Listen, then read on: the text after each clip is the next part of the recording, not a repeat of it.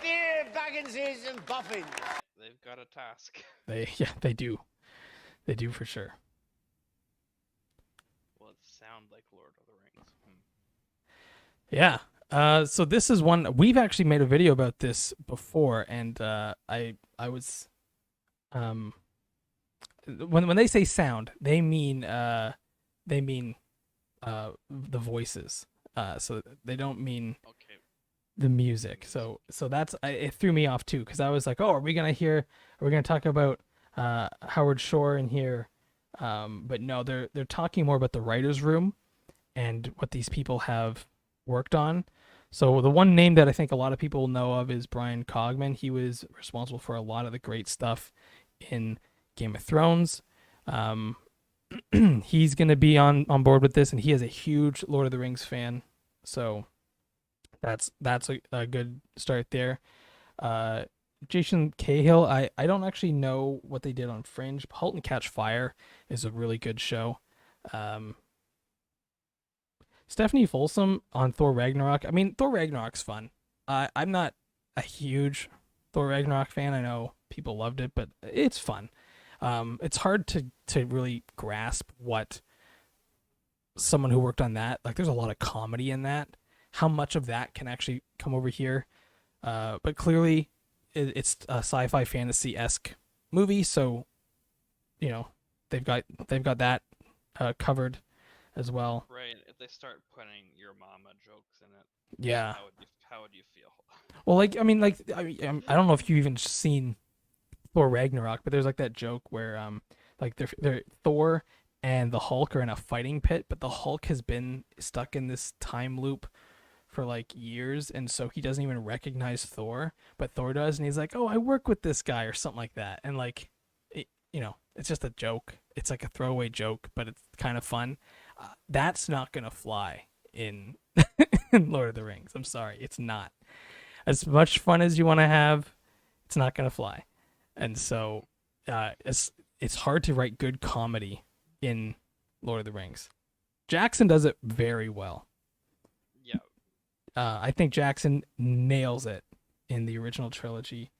There's not so much of it in some of the moments of The Hobbit. Like the moments in The Hobbit, there are weird comedy moments that stand out. Like in fact, I'm gonna do a video with you where we break them down. They're just awkward and weird, and it's almost as if Jackson realized, I need comedy, but I don't have Merry, Pippin, or Gimli. What do I do? And he just grabs a character. No, it was harder. There's not really a good comic relief character. Well, and especially because the dwarves weren't fleshed out, and so we didn't really know who the comedy guy was of the dwarves, right? Like we've got a couple of them being fun, but we're not like, none of them are like Merry or Pippin, and even Gimli's dad isn't funny, and all the dwarves are just kind of bumbling around together, but in like we're on a quest. Like they did feel like they were a fellowship, and so they weren't comedy with each other. This is just how dwarves are, and so it was really tough, I think, to find moments for comedy that were genuine. Anyway, that's a whole side thing about the differences in the trilogy versus the Hobbit. But yeah, so we've got some good names here for the writing team, and here's an interesting thing. They start every day with a quote from the books, and so they get a quote emailed to them before they even show up in the writer's room, and this quote is supposed to be inspiration.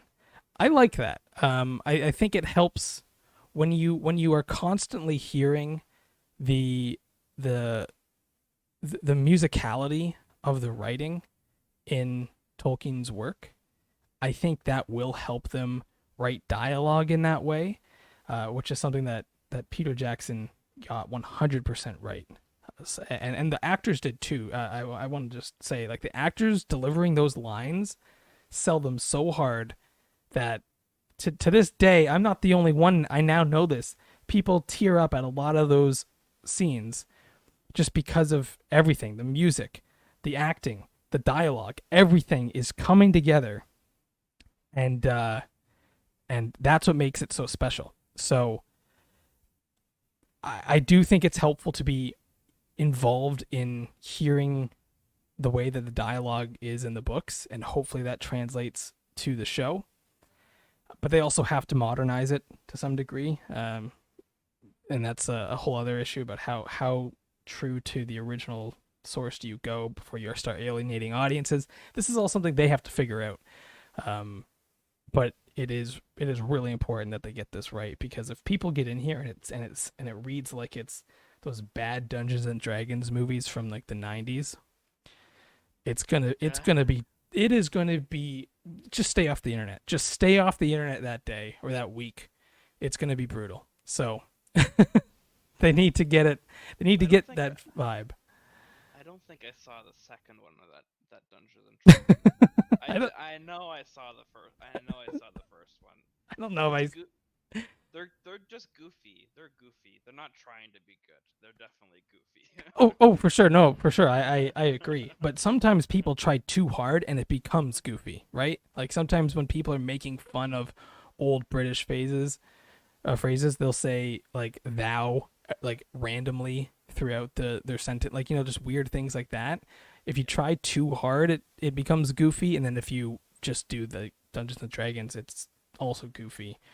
There is a great moment you get into with the original trilogy where you're in the perfect spot of staying true to form of how the dialogue is supposed to read, and also modernizing it so it doesn't sound completely old-fashioned that people won't even understand it. Although I will say, some people still don't understand it, and that's for another day, because I've seen some people just like misunderstand quotes and stuff from Lord of the Rings. I mean, just reading this, it seems like they're kind of both passionate about this stuff, and they're really into Hebrew poetry. Yep. And Shakespeare. Yeah. Which is something that they point out. Tolkien was a big fan of playing with words in that way as well, and also just figuring out like speech patterns and where language comes from and all this stuff. And so you're right. I think this is a good answer. This one shows me that they are really trying to make this feel like Tolkien was almost involved in writing some of the dialogue, which they can't use because they don't have the rights to. So they have to like somehow mimic it and create something fresh that they think Tolkien would have created. Yeah, because they can't use exact dialogue in those moments unless there's dialogue within the songs that are found in the books that they have access to. I don't think there is, though. If there is, it's like one-off words or one-off sentences. So the rest of the dialogue is all them. And so it does sound like they are really trying to get that touch right, which is really good. Okay, but will it feel like the Lord of the Rings? So this one I don't really know what the questioner interviewer means by feel. I think it's I use the word vibe sometimes when I'm talking about this, but there's just this you get into this. It's an emotional connection. It's an investment in the characters. It's caring about what happens in the story, and it all comes together.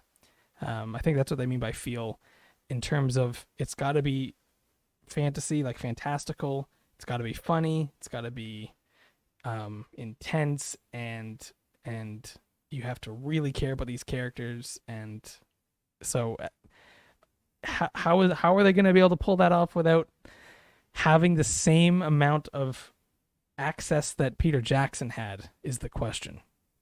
And that is why I think it's going to be tough, because we're going to obviously compare it to Peter Jackson. But he had a lot more going for him. He had access to the books he was working on. And so the comparison, while it's unfair, it's also going to happen because it has to. Like we are fans of Lord of the Rings. That's why we're watching this show. Like, so to me, people are going to point out that it's not fair to compare the two. It's going to happen, and I think it is fair. And it's not entirely the writers or the showrunners' fault. It's also Amazon partly, but They have a tough comparison ahead of them.